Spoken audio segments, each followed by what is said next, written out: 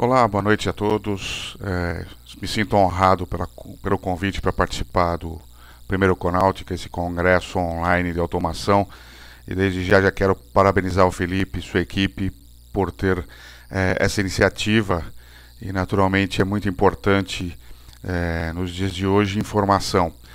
E ter acesso à informação pela internet hoje é imprescindível. Então, parabéns Felipe, parabéns a toda a equipe por essa iniciativa. O tema que eu trago para vocês, a importância da qualidade da energia elétrica, está intimamente ligado à automação, naturalmente, porque grande parte dos problemas hoje que nós temos e nós entendemos hoje com relação à qualidade de energia estão ligados, com relação à automação, estão ligados à qualidade de energia. Então, eu entendo que é muito importante tratar a energia hoje com qualidade para que vocês possam ter um rendimento da sua automação muito grande. Então eu trago aí esse tema e espero que a gente possa, ao longo desse bate-papo aí, dessa apresentação, esclarecer algumas dúvidas com vocês, ok?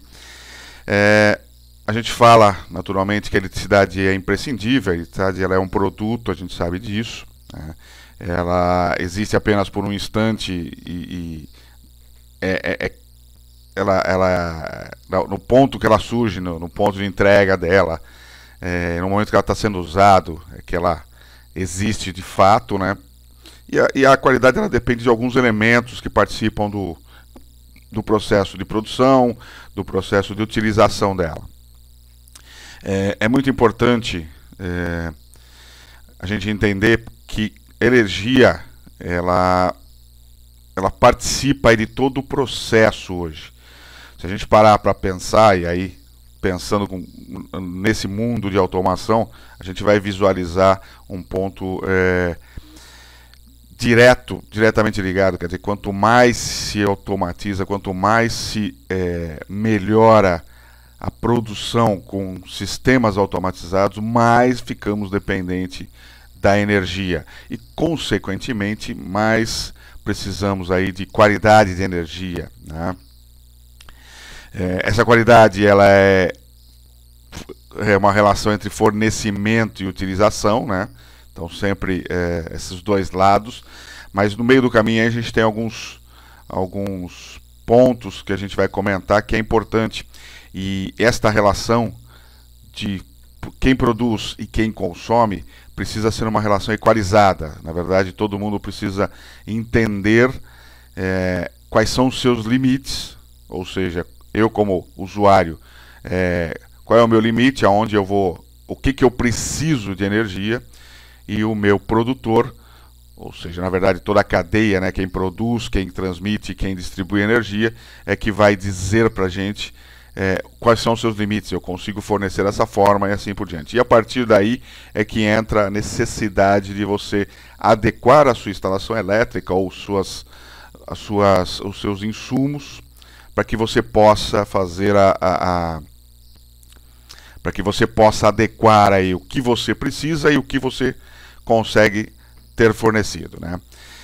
Esse slide mostra um ponto interessante, porque desde a geração de energia, passando pela transmissão, passando pela distribuição, chegando lá no usuário, nós podemos ter vários problemas, né? Várias perturbações aí.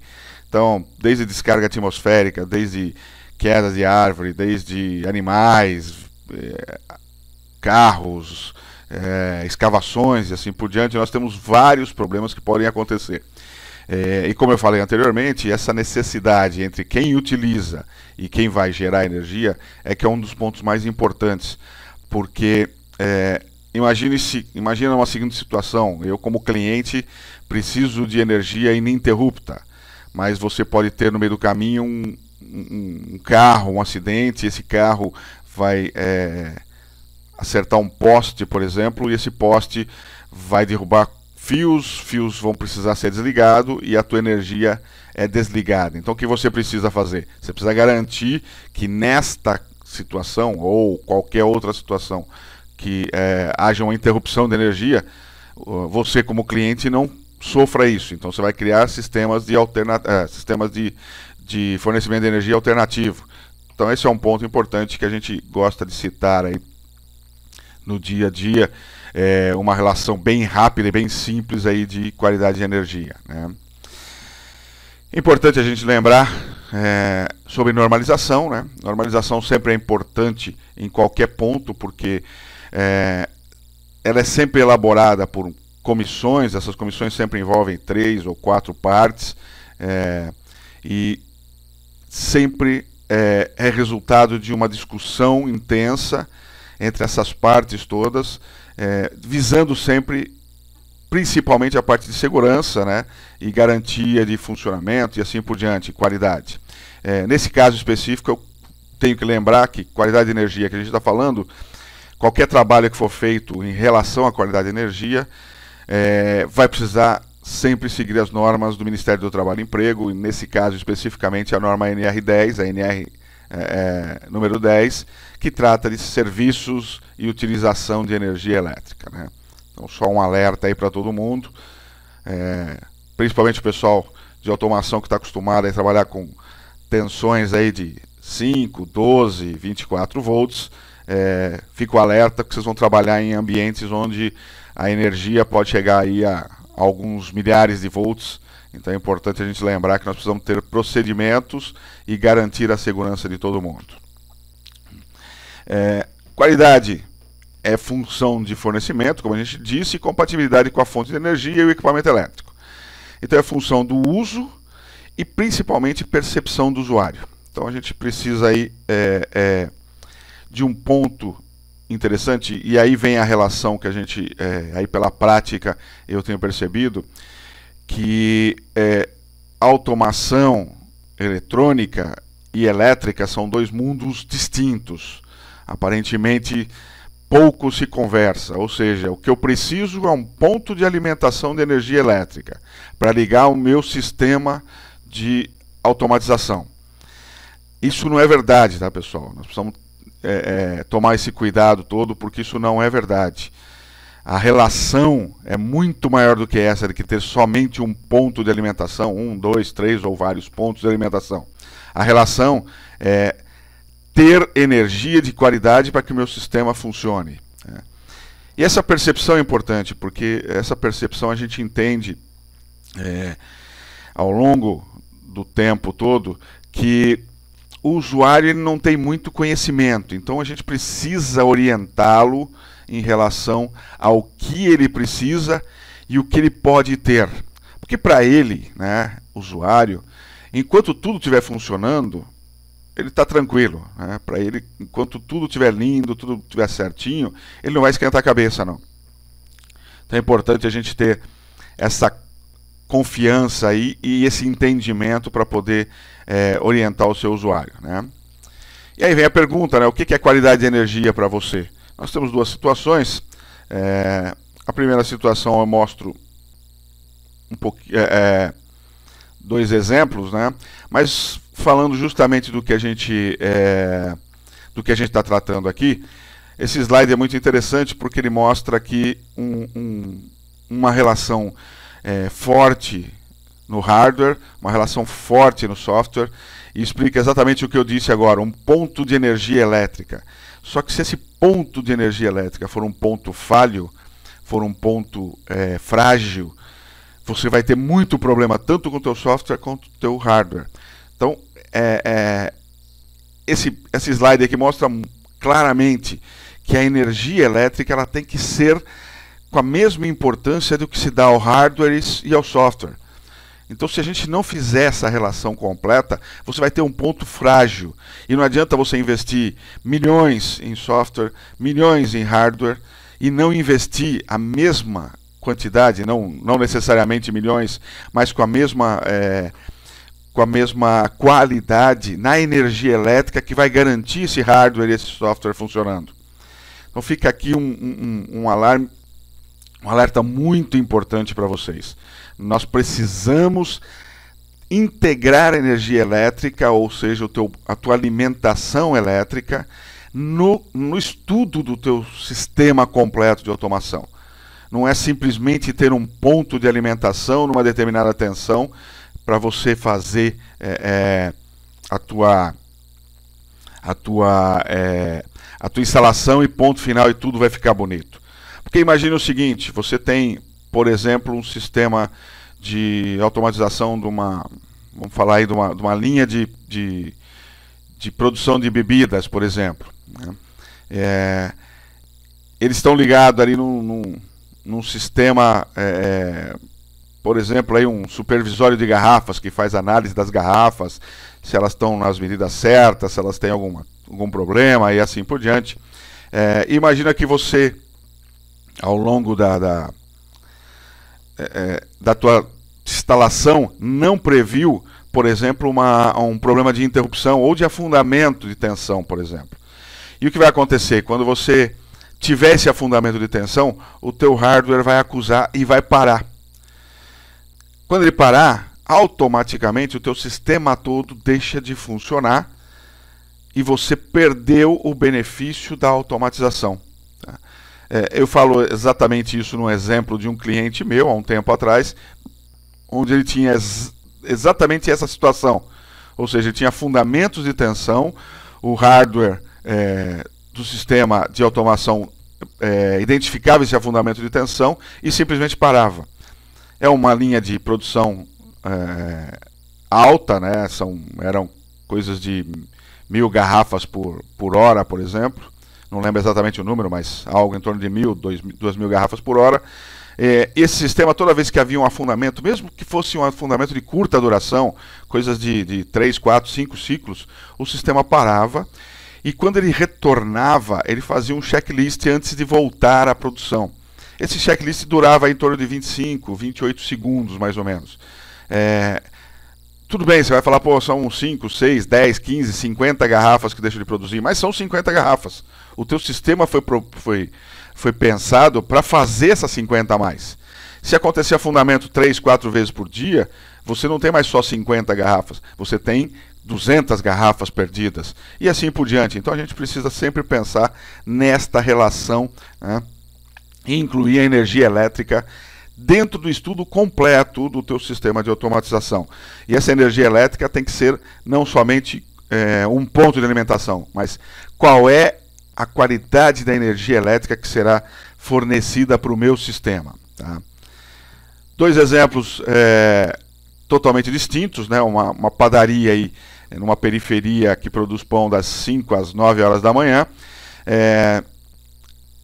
A qualidade de energia para esse padeiro com esse forno elétrico, a percepção dele é ter uma tensão para alimentar o forno dele, um afundamento que não importa se tem afundamento, o importante é que essa interrupção não passe de 2, 3, 4 minutos, porque senão ele pode perder a fornada dele, ou mesmo não sair o pãozinho na hora que ele está acostumado a fornecer e o cliente dele ficar irritado com isso.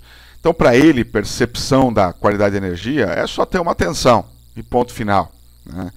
Já se a gente for para a indústria de bebida, por exemplo, a gente vai ver que um afundamento de tensão maior que 20% pode justamente fazer um estrago muito grande. E o exemplo que eu dei é justamente o que nós citamos agora, desse equipamento que pode levar aí 30 segundos cada vez que tiver esse afundamento. Então 30 segundos no retorno de um equipamento, numa linha de alta produção, é muito produto deixar de produzir.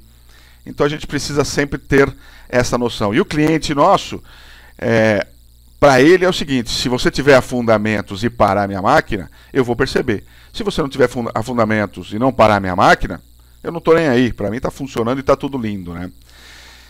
Do ponto de vista da qualidade de energia, ou melhor, problemas de qualidade de energia, nós temos aqui vários pontos que estão presentes na sua instalação elétrica.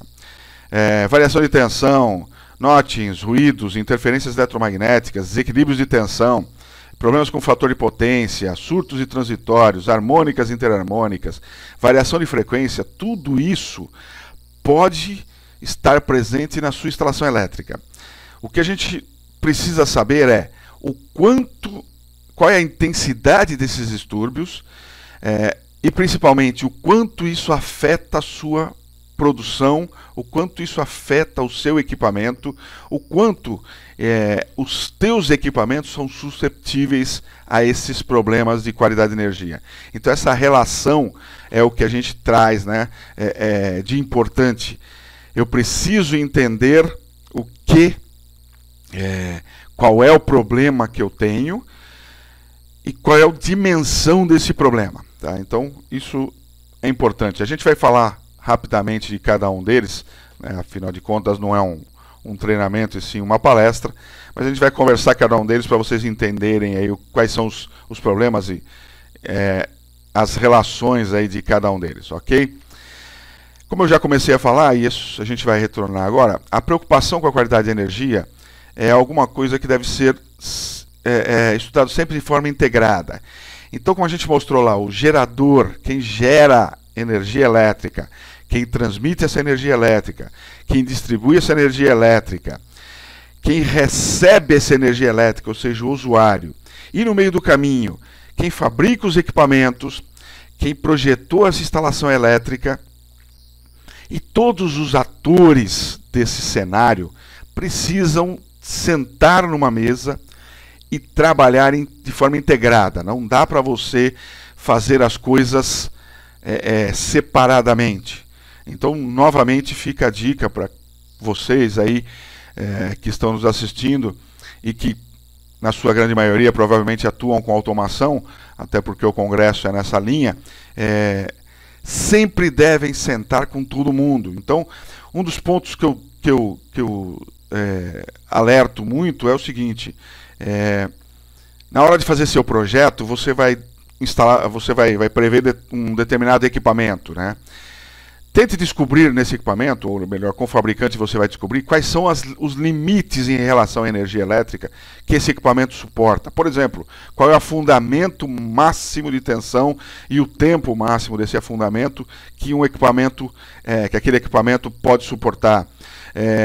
Qual é o índice de harmônicas que esse equipamento vai gerar e qual é o índice de harmônica que ele precisa aí, ou no máximo pode trabalhar. Se ele tem alguma outra susceptibilidade aí em relação a, sei lá, variação de frequência, por exemplo. Então é importante a gente saber sempre desta forma. Você, como projetista, sentar com o teu projetista da instalação elétrica, quais são os pontos máximos que eu tenho, quais são os limites que eu tenho na minha instalação elétrica. Se eu instalar um equipamento, 2 equipamentos, 50 equipamentos, qual é o meu limite? Então isso é importante a gente saber. E com os fabricantes também, quais são os limites de cada um. Na energia elétrica, o fornecedor, a concessionária de energia, sentar com ela e dizer o que você pode me fornecer. Qual é o limite que você me fornece por lei e qual é o limite que você me garante de forma contratual. Então tudo isso é importante, né? E o outro lado são todos os distúrbios. Os problemas que a gente apontou aí no slide anterior, aonde eu preciso estudar todos eles. Não adianta eu querer fazer somente um ou somente outro. Eu posso até estudar ele em termos de análise, mas eu preciso estudar sempre de forma integrada e correlata, porque nós vamos ver aí ao longo do tempo, ao longo da apresentação, que os distúrbios se interagem. Então eu posso ter uma harmônica, por exemplo, criando interharmônicas, eu posso ter uma harmônica influenciando no fator de potência, eu posso ter uma variação de tensão, criando aí problemas de funcionamento que vão afetar, por exemplo, vão gerar harmônicas. Então tudo isso a gente precisa entender e estudar de forma correlata, ok? Falando de qualidade de energia, né, na verdade, geração, transmissão e distribuição, elas são controladas até um determinado ponto, e por isso que eu disse legislação. Se a gente for avaliar os procedimentos de distribuição da ANEEL, por exemplo, ela impõe alguns limites em relação à qualidade de energia para as gerações, transmissoras e distribuidoras de energia, as geradoras, transmissoras e distribuidoras de energia,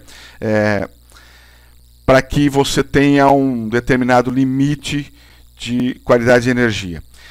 No usuário também, alguns pontos são importantes, e à medida que vai se avançando, esses pontos de qualidade de energia também estão sendo atribuídos aos usuários. Então é importante que a gente vá buscar lá os índices de qualidade de energia nesse PRODIST, ou procedimento de distribuição da ANEEL, o que cada empresa precisa transmitir e o que nós, como consumidores, estamos sujeitos a esse trabalho, né? A gente precisa garantir sempre que os limites vão ser feitos aí dos dois lados, né? Então temos que entender isso claramente, ok? O usuário, na verdade, ele é um desafio, né? Ele no máximo aí entende que o problema está com fator de potência, com demanda, mas ele não conhece muito, ou a maioria não conhece muito. Então a gente está alerta que essa realidade vai mudar, seja por um lado pela legislação, seja pelo outro lado da própria entendimento dos usuários de qualidade de energia e das suas necessidades. Em breve a gente vai ter que avançar com isso, né? Então não tem muito o que fazer, né? E aí a gente passa, nesse momento, a conceituar os principais distúrbios, até para que a gente entenda, né, para que você que está nos assistindo aí, entenda um pouquinho cada um dos distúrbios e cada um dos seus problemas, né? Então vamos lá, variação de tensão. A gente sabe que deve ser mantido aí dentro de um determinado limite, como eu disse, pelo procedimento de distribuição, as distribuidoras precisam manter dentro de um determinado limite, mas aí fica a dica importante. Aí eles precisam manter, ok. Se eles não mantiverem aquele determinado valor de tensão, eles serão autuados, ou seja, eles serão multados por isso. Mas você, consumidor, raramente vai receber isso, porque, como eu disse, você precisa entender quais são esses limites e o que você precisa. Eu me lembro de um caso de um cliente que precisava de uma variação de tensão de 5% no sistema dele, porque senão o sistema não funcionava. E se a gente fosse olhar na classe de tensão dele, no que ele recebia, a variação de tensão permitida para a concessionária era de 10%. Então, você precisa equalizar isso. Ou você trata o teu sistema para que, quando houver uma variação maior do que 5%, um outro sistema assuma ou complemente, ou você simplesmente convive com esta variação e assume os riscos de parar uma produção, parar um sistema aí durante essas variações de tensão. Então, e variação de tensão ela pode ser para mais ou para menos, tá, pessoal? O PRODIST, na verdade, fala até desta variação de tensão, né?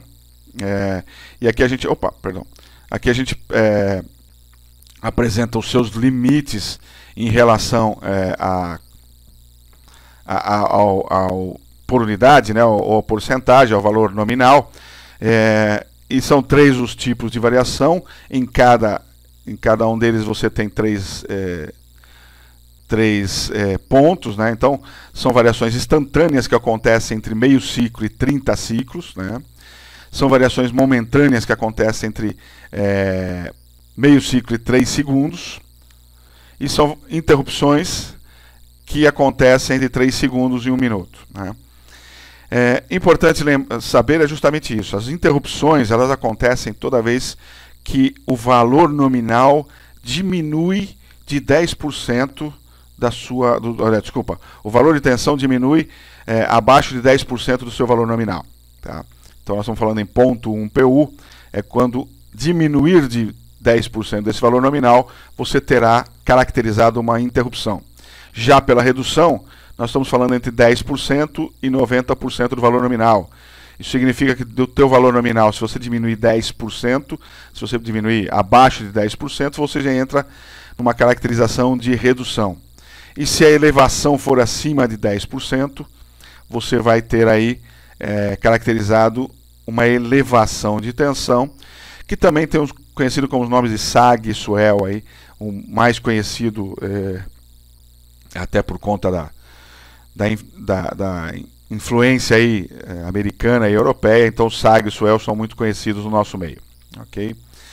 Tem um estudo aí que mostra algumas sensibilidades, né? Esse EPRI aí, o Electric Power Research Institute, é uma entidade aí americana e que fala de algumas sensibilidades. Então a gente fala de controle de resfriamento, por exemplo, que são sensibilidades acima de 20%, ou seja, menos de 80% da tensão nominal, ele para de funcionar, ou provavelmente vai parar de funcionar, né?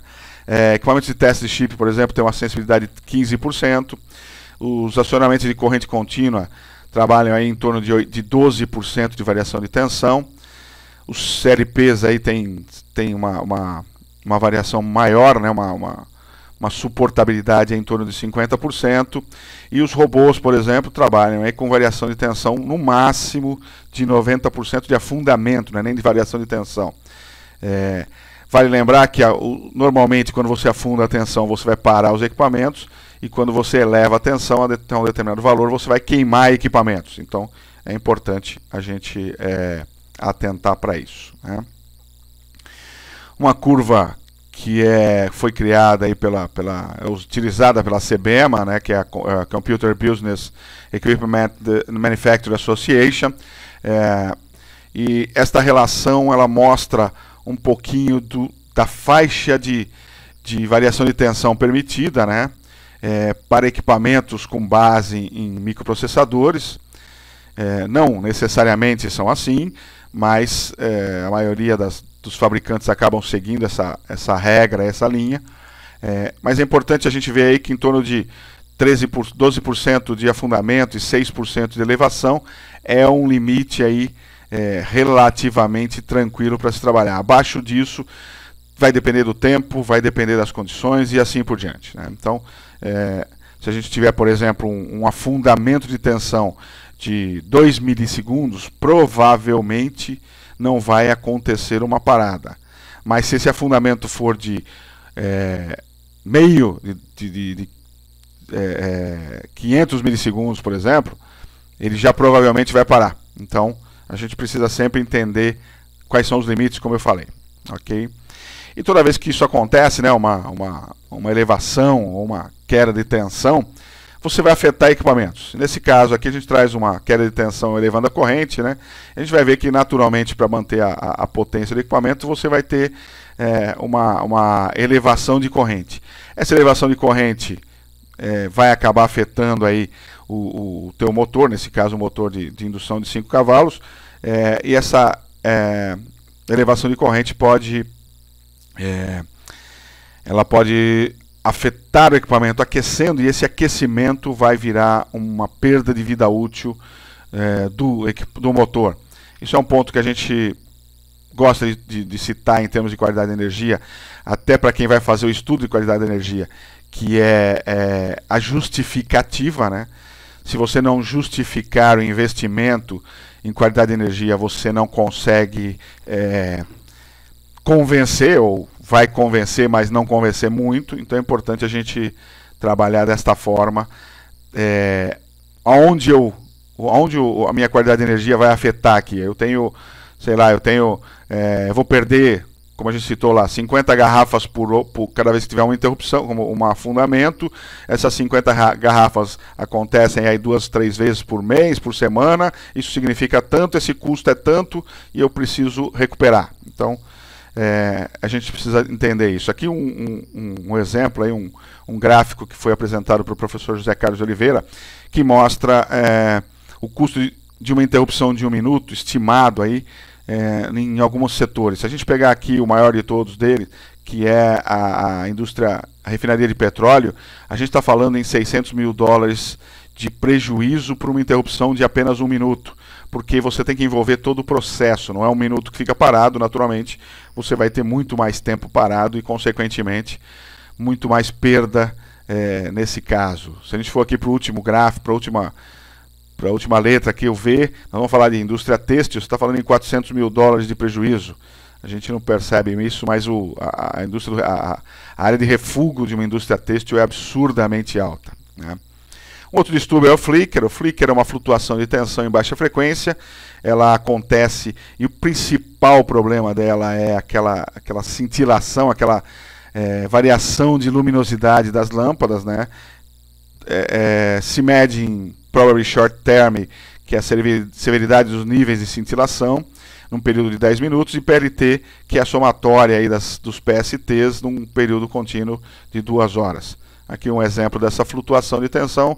Vocês podem verificar aí que isso acontece em função de vários motivos aí, principalmente baixas potências de curto-circuito em sistemas e fornos a arco, por exemplo, que vão acabar fazendo essa variação de tensão quando o sistema não foi projetado corretamente ou está fraco, né, para trabalhar com isso. Então é importante a gente saber. Outro distúrbio é o transiente ou transitórios, né, como são conhecidos. São conhecidos como impulsivos ou oscilatórios. O impulsivo é numa única direção e frequências acima de 5 kHz. E os oscilatórios são baixa, média e alta frequência, divididos entre 500 Hz, média frequência de 500 a 2 kHz e alta frequência acima de 2 kHz. Os transientes acontecem de duas formas, normalmente por chaveamento ou por descarga atmosférica, né? Que também aí, quando acontece, no caso de descarga atmosférica e chaveamento, são conhecidos como surtos de tensão, ou spike ainda, como um dos nomes, né? E é o drástico aumento da tensão num curto espaço de tempo, né? Os surtos são induzidos ou conduzidos. Quando é induzido, acontece, por exemplo, uma descarga atmosférica que cai próximo a uma rede elétrica, e essa rede elétrica, através da indução, recebe essa energia e transmite isso para o teu equipamento ou para a tua instalação. Ou ele pode ser conduzido, ou seja, quando ele é atingido diretamente, a rede é atingida diretamente pela descarga atmosférica, e aí essa energia, essa tensão aí e correntes são levadas aí pela instalação elétrica, né? Outro distúrbio é a variação de frequência, que é o desvio ali no ponto principal da frequência, né? Hoje, com variações em média de 0,5% em torno dos 60 Hz, né?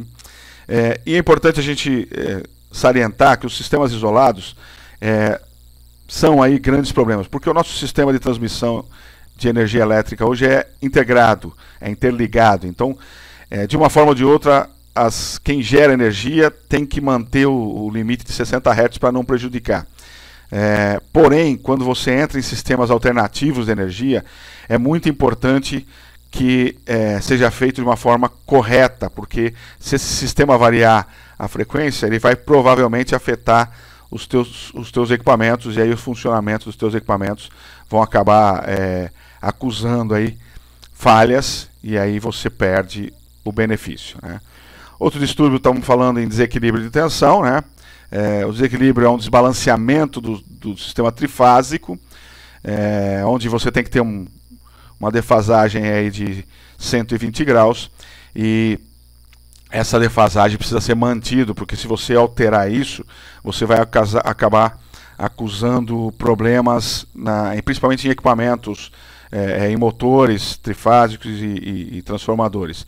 A causa disso normalmente são fornos de indução, fornos a arco, né? Ou mesmo cargas monofásicas aí não lineares, linhas de transmissão mal transpostas, isso mais difícil, né? E aqui a gente mostra um efeito de um desequilíbrio de tensão num motor. Esse estudo foi realizado pela Universidade Federal do Espírito Santo, e 1% de desequilíbrio de um motor causa uma perda de vida útil em torno de 1,2 anos. Se a gente observar esse gráfico ao lado e traçar uma reta aqui entre 4%, por exemplo, você está falando em 40% de vida útil, podendo chegar até 65% de perda de vida útil, dependendo da potência do seu motor. Se a gente for a 5%, por exemplo, o motor praticamente não vive. Com 5% de desequilíbrio, você tem 80% de vida útil aí, perdida. Então, a gente precisa sempre levar em consideração isso, porque isso faz parte de custo, e isso vai fazer parte da justificativa para investimento em qualidade de energia. Um outro gráfico aqui mostra, da mesma forma, 5% de desequilíbrio de tensão significa um aumento de temperatura em em torno de 25 graus no motor. A cada 10 graus de aumento de temperatura, metade da vida útil se perde. Então nós estamos falando aí, justificando o gráfico anterior aí, que com 5% você tem cerca de 20% de vida útil somente do equipamento. Dois pontos que afetam muito a automação é interferência eletromagnética e radiofrequência, né? Só para a gente caracterizar, são alterações funcionais dos equipamentos eletroeletrônicos por degradação no desempenho. São capazes de propagar tanto por meios físicos quanto no vácuo, tá? Então, são exposições a campos eletromagnéticos. E a radiointerferência, energia contida dentro do espectro de transmissões de onda, pode ser conduzida e irradiada da mesma forma, de alguns kHz até cerca de 30 MHz, que são mais fáceis de encontrar. Acima de 30 kHz, desculpa, elas são normalmente encontradas como irradiadas, né? Esses dois pontos são importantes, e aí justamente o que a gente diz, entra o estudo da instalação elétrica, o estudo do sistema de automação, o estudo do fabricante, para saber quais são os limites aí de interferências que são aceitáveis. Outro distúrbio que acontece é o ruído. O ruído são sinais de frequências superpostos, né, menor aí de 200 kHz, e são superpostos em sinais de potência. Diferente do surto, por exemplo, que é um pico de tensão, aqui você tem esse ruído no próprio sinal de potência, e aí eles são classificados aí de propagação e tipo e duração. A gente vai ver lá na frente. Desculpa, a gente vai... essas formas de propagar, tanto tipo e duração, vão variar aí, e aí a relação vai ser importante para você entender aonde eu vou trabalhar, se eu vou colocar filtros, se eu vou colocar, se eu não vou inserir filtros, por exemplo, ou vou fazer um outro sistema, ou vou separar esse sistema. Então tudo isso é importante a gente saber para poder tratar. Um outro distúrbio está no nível de corrente contínua, né, o nível de CC, que esse deslocamento desse nível você pode saturar núcleos de transformadores e aí causando aquecimentos.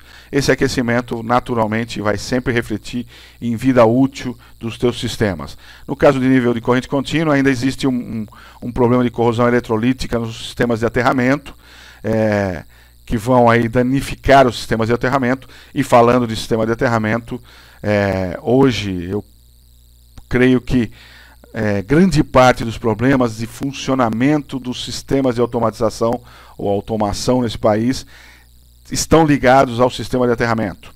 Então a gente precisa também garantir que os teus sistemas de aterramento vão estar bem feitos, corretamente e adequados ao teu equipamento ou ao teu sistema de produção, e principalmente que não vá ocorrer nenhuma falha aí ao longo da vida útil dele.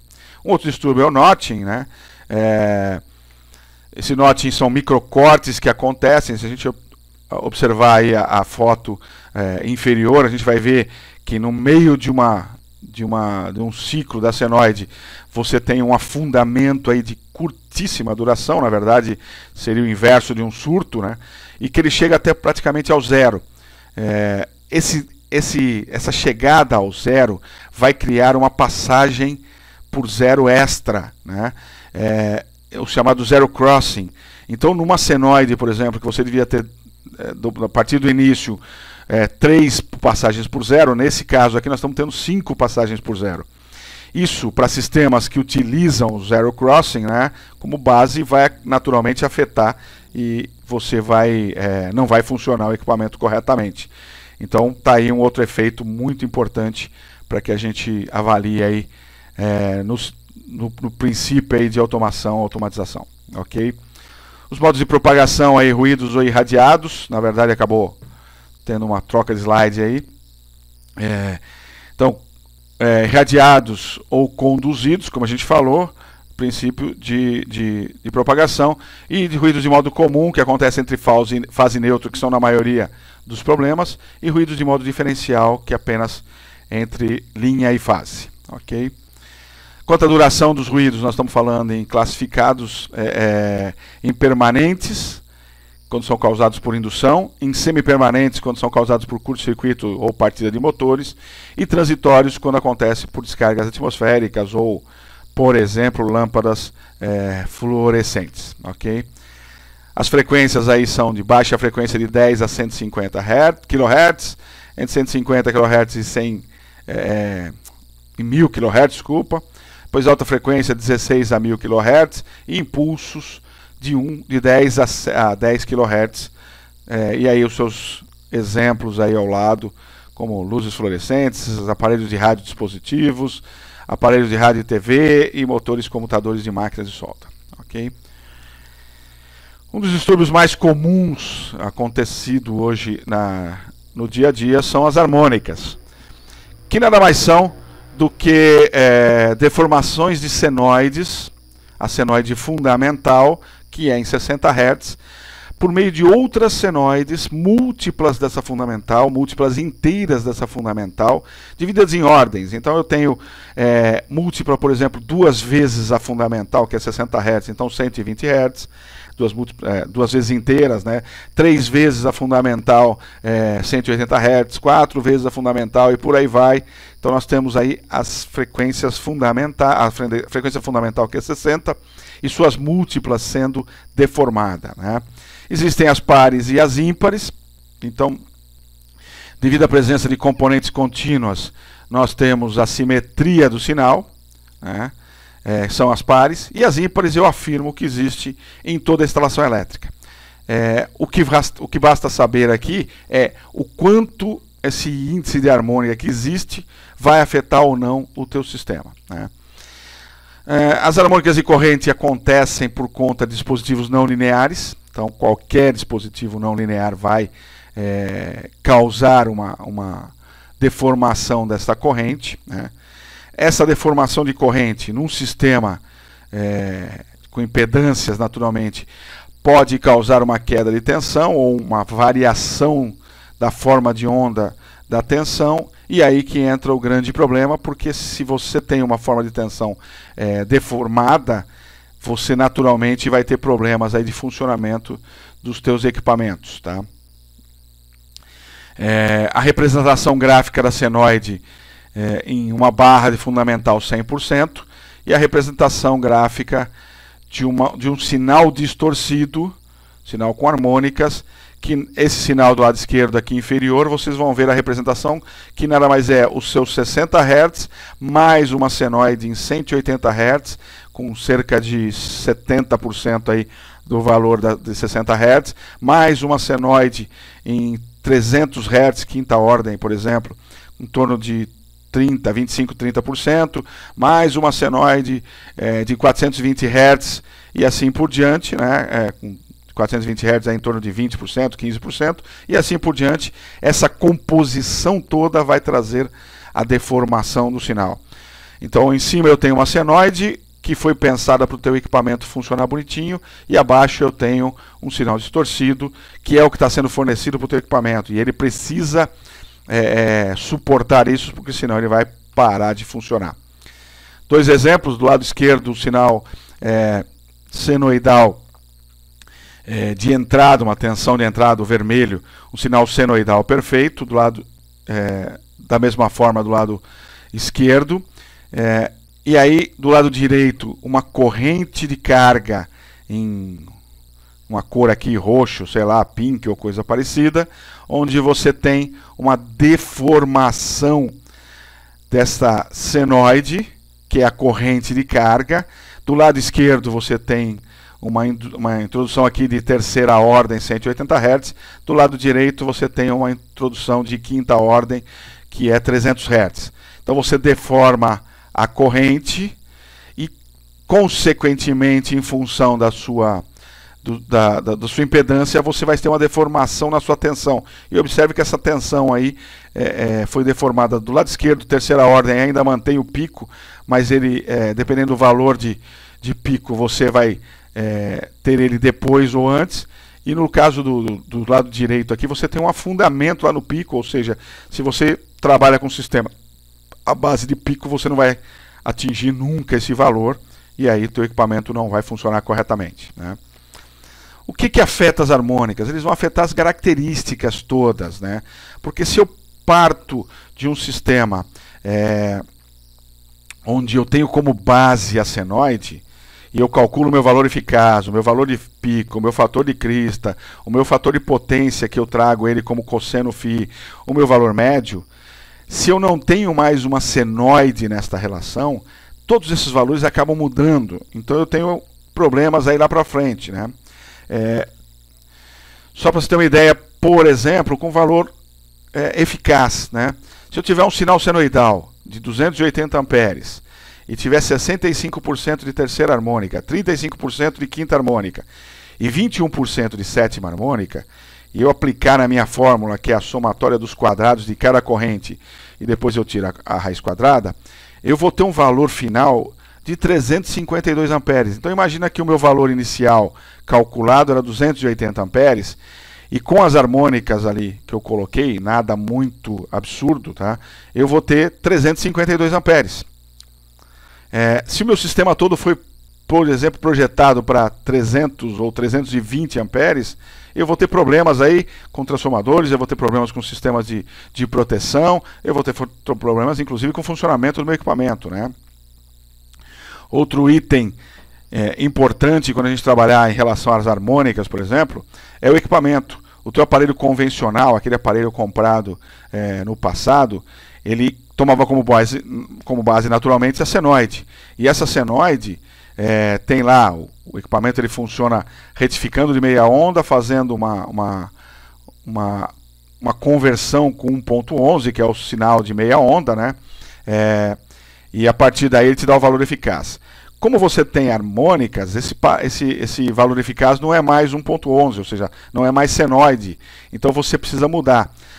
O equipamento que você tem que mudar é um equipamento que é chamado de True RMS, ou RMS verdadeiro, né? Então a partir do momento que você tem aparelhos e harmônicas, o teu aparelho convencional certamente vai acusar valores errados. Então você precisa partir para equipamentos True RMS. O exemplo aqui mostra o mesmo ponto sendo medido por um equipamento True RMS, RMS verdadeiro, por exemplo, que é o da direita, e um equipamento não True RMS, ou só RMS simples, que é o da esquerda. Observe que nós temos aí uma diferença de cerca de 2 amperes, 1.6 amperes mais ou menos, que representa aí cerca de 10% de erro, né?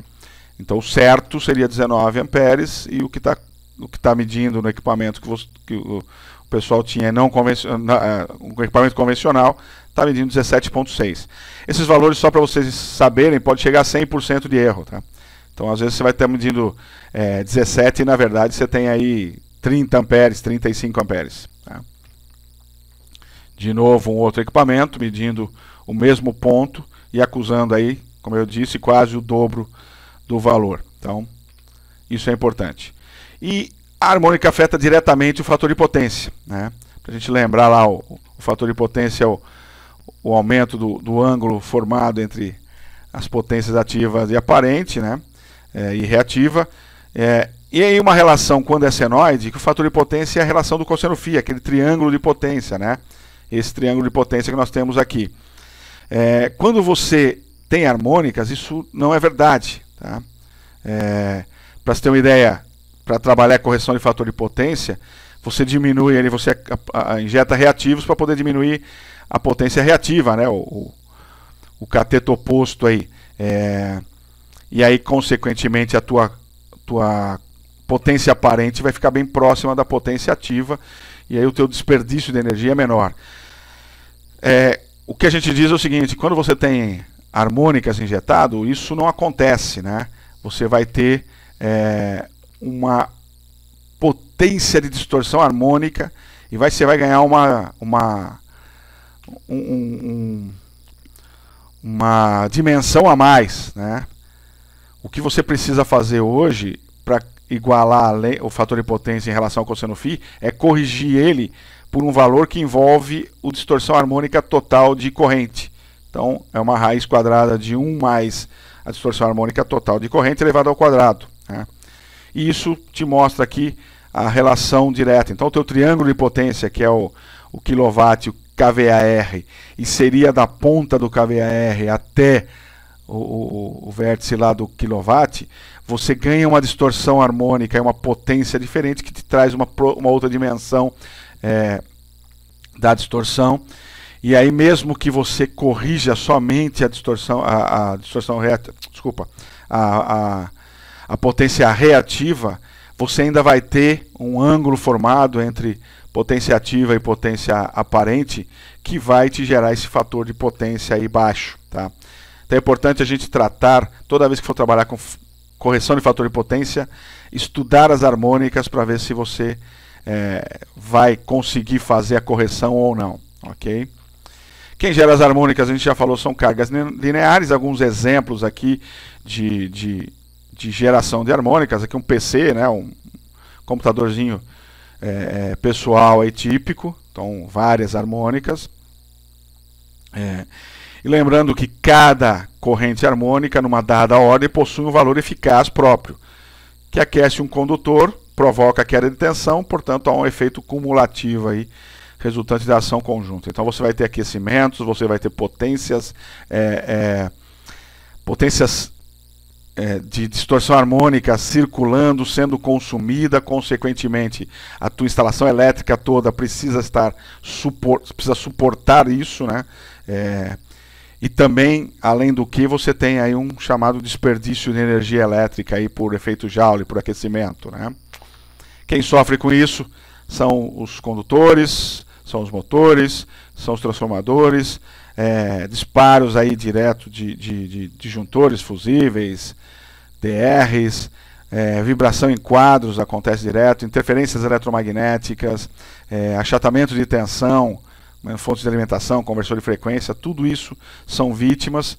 Lá pelas máquinas elétricas, por exemplo, você tem o efeito pelicular, você tem as harmônicas de sequência negativa.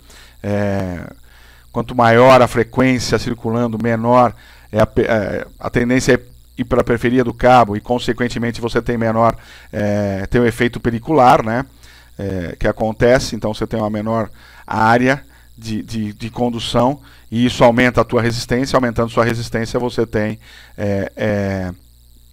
um problema, consequentemente, de aquecimento, né?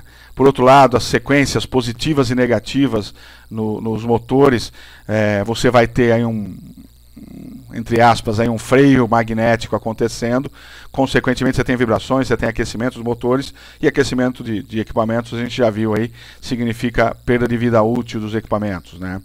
Ainda você tem aí o aparecimento em tensão de neutro e terra, está aí um dos grandes problemas da área de automação.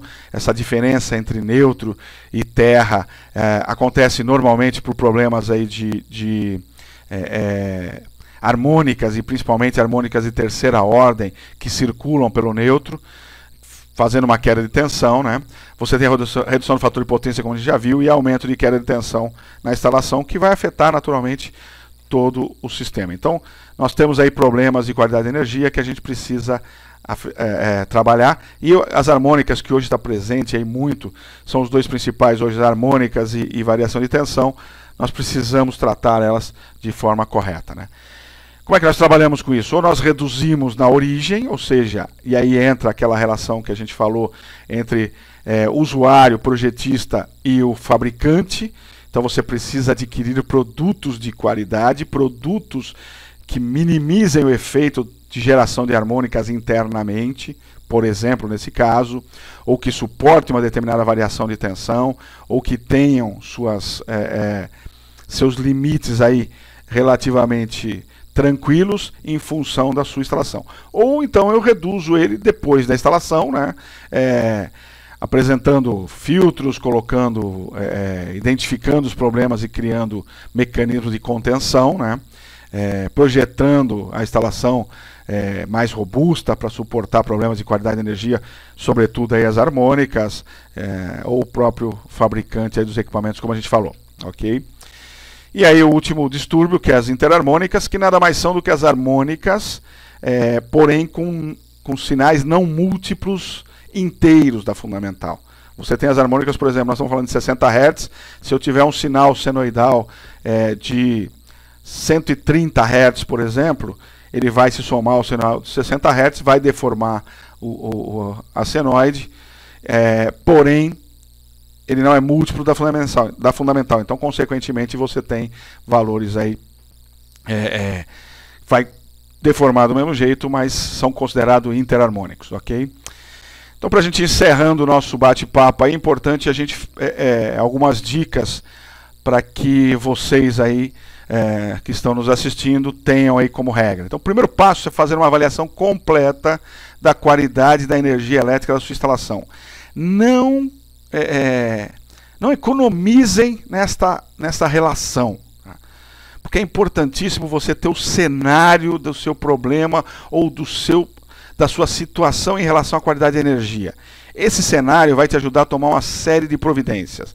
Fazer uma medição por fazer uma medição, ou fazer uma contratação de uma consultoria sem nenhum critério, é importante. Você vai provavelmente gastar dinheiro, e não é o objetivo, né? Outro ponto que eu alerto: não atribua o problema aos outros, tá? É muito comum as pessoas dizerem: variação de tensão, a distribuidora de energia me manda uma energia muito ruim, eu tenho problemas direto. Pense primeiro se o que ele está te mandando é o limite dele, tá? Então, não atribua isso aos outros, ou é o problema, ou é o equipamento que não presta, ou coisa assim. Vamos fazer uma verificação lá completa, né? Sempre, né, isso não deveria ser nem dica, mas é importante fazer a verificação da instalação elétrica, verificar conexões, aquecimento, aterramento, como eu disse, que é responsável por grande parte dos problemas de uma instalação elétrica, sobretudo a parte de qualidade de energia, sobretudo o funcionamento de equipamentos de automação. E interaja com os fabricantes, tá? Interaja com os usuários, interaja com os fornecedores de energia e os projetistas. Isso é importante para a gente ter uma relação completa. Então, resumindo o nosso bate-papo, qualidade é importante, pois participa diretamente do custo de uma operação. O aumento de vida útil do equipamento vai garantir uma minimização dos desperdícios. O aumento da eficiência do consumo de energia elétrica também vai ser muito importante. Melhorar o rendimento do equipamento, isso vai te dar uma produção muito maior, então, importante. Então, garante qualidade com menor custo e menor tempo em relação à qualidade de energia. Trabalhe isso e você vai ter um benefício muito grande como resultado, ok? Algumas dicas de literatura, aí o livro do professor José Maurício Pinheiro, da editora Ciência Moderna, o livro do professor Guilherme Dias, da editora da PUC do Rio Grande do Sul, chama Harmônicas em Sistemas Industriais, o livro de qualidade da energia elétrica do professor Ricardo Aldabo, da editora Arte Liber. Desculpa, acabou repetindo. O livro do professor Alexandre Capelli, também qualidade e eficiência das aplicações industriais. E o meu livro, da editora editora Saraiva, tá? Hoje é a editora Érica Saraiva, que é o Distúrbios da Energia Elétrica, que vocês podem adquirir aí em todas as livrarias do ramo, ok? Principalmente as eletrônicas hoje, porque se você vai em livraria física hoje, o pessoal tem pouca coisa técnica. O meu livro já foi encontrado em algumas, mas normalmente você vai encontrar aí via online, ok? Eu me despeço de vocês, espero que eu tenha passado um pouquinho da informação. Tem aí duas páginas, duas fanpages aí, o meu facebook.com/EngiedsonMartinho, tá? Ou o da minha empresa, Lambda Cursos. Se quiserem curtir para ficar sabendo o que a gente faz aí por esse país, nós temos vários cursos online aí que ele leva pelo Brasil. Se quiserem entrar em contato conosco, entre pelos nossos Facebooks, ok? Um abraço a todos e um bom seminário, um bom congresso. Até a próxima.